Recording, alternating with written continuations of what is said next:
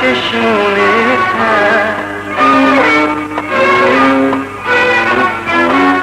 گوش کن ای مادر از پشت پنجر نامه می‌نویسم با چشمونه تر.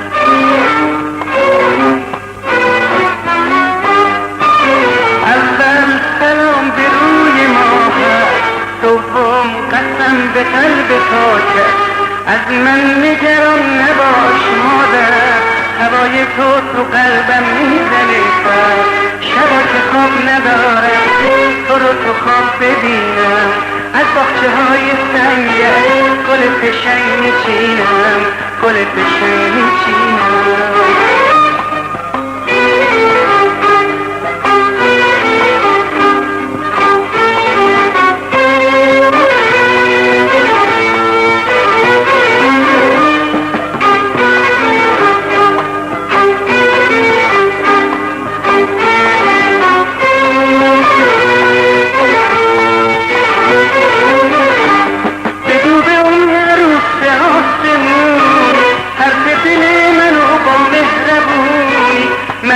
پشت سنگرها می جنگم، خیلی دوستش دارم مثل تفنگم.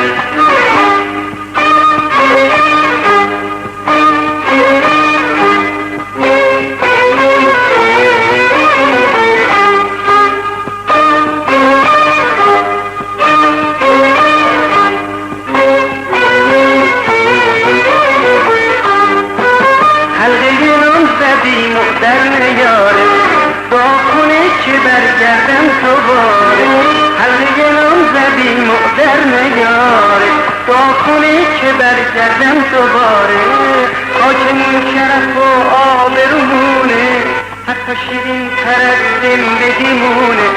خاکمون شرف و آبرومونه، حتی شیرین تر از زندگیمونه.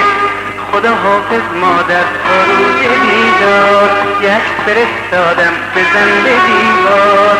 خدا حافظ مادر تا روز دیدار، یک فرستادم بزن به دیوار.